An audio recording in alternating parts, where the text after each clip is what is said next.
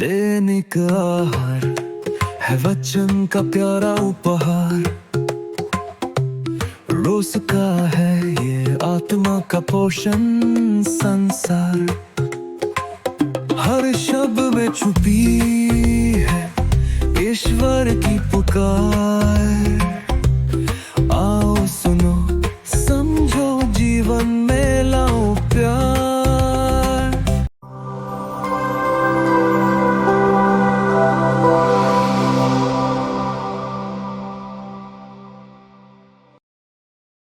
प्रिय भाइयों और बहनों, मत्ती के सुसमाचार अध्याय 16 वाक्य 24 में यीशु अपने शिष्यों से कहते हैं, जो मेरा अनुसरण करना चाहता है वह आत्मत्याग करे और अपना क्रूस उठाकर मेरे पीछे हो ले।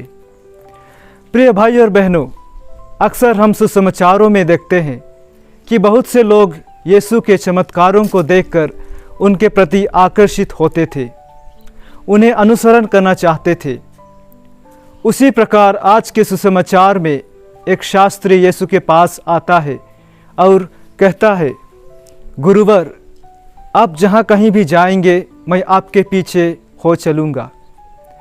परंतु यीशु उन्हें चेतावनी देते हुए कहते हैं, लोमड़ियों की अपने मांदे हैं, आकाशी पक्षियों की अपने घोंसले हैं, परंतु मानव पुत्र के लिए सह रखने को भी अपने लिए जगह नहीं है।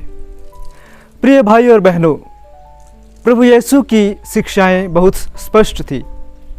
यीशु उन्हें यह कहना चाहते थे कि मुझे अनुसरण करने से पहले सोचो कि तुम क्या कर रहे हो। जरा सोचो कि तुम कहाँ तक मेरे पीछे चले आओगे। मैं तुम्हें सांसारिक सुरक्षा नहीं दे सकता हूँ, शारीरिक आनंद नहीं दे सकता हूँ। प्रिय भाई और बहनों, प्रभु यीशु इस संसार में हमें सांसारिक सुरक्षा और सुख सुविधाएं देने नहीं आए, बल्कि अनंत जीवन के लिए मार्ग बताने के लिए इस दुनिया में आए। अक्सर हम क्या सोचते हैं, किसके लिए हम प्रभु के पास आते हैं?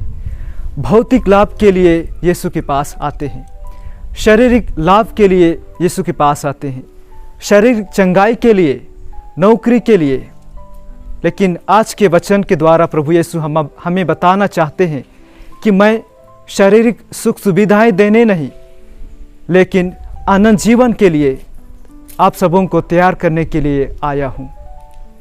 दूसरी बात, और एक व्यक्ति प्रभु यीशु से कहते हैं, मुझे पहले अपने पिता को दफनाने के लिए जाने दीजिए। पिताजी को दफनाने का मतलब क्या है? इसका मतलब है अभी पिता बुजुर्ग है, बूढ़ा हो गए हैं, उन्हें और बढ़ने दीजिए। जब वह मर जाएंगे मैं उनको दफना के आपके पीछे चले आऊँगा।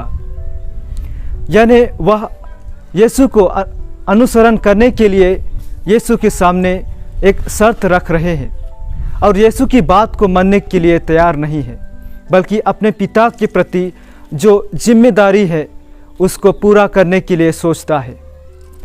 प्रभु कहते हैं, मुर्दा को अपने मुर्दे दफनाने दो, तू मेरे पीछे चले आओ।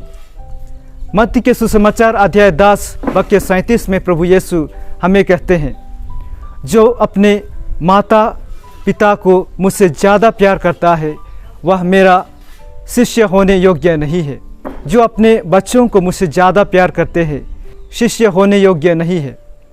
प्रिय भाई और बहनों, प्रभु यीशु के अनुयायी होने के नाते हमें उन्हें प्रथम स्थान देना चाहिए। जब प्रभु यीशु किसी कार्य के लिए बुलाते हैं, हमें कोई जिम्मेदारी सौंपते हैं, उन सभी जिम्मेदारियों को हमें सबसे पहला स्थान देना चाहिए। पहला स्थान देना बहुत अनिवार्य है। क्या मैं यीशु को अनुसरण करने के लिए तैयार हूँ, चाहे वह रास्ता कठिन क्यों ना हो? क्या मैं अपने जीवन में यीशु को पहला स्थान देना चाहता हूँ?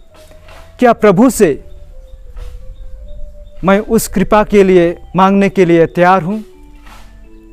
आइए हम आज प्रभु से उस कृपा के लिए प्रार्थना करें कि हम सबसे पहले प्रभु यीशु को पहला स्थान दें। आमीन।